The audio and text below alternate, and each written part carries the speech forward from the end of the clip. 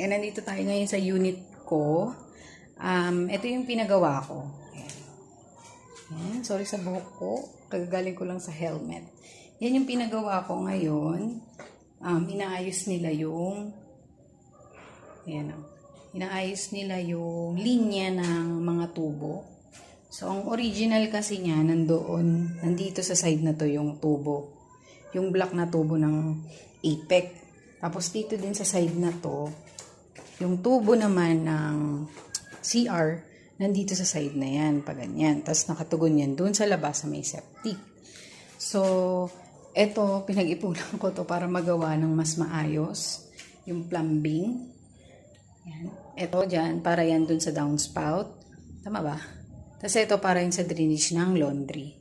So, dire-diretso yan dito.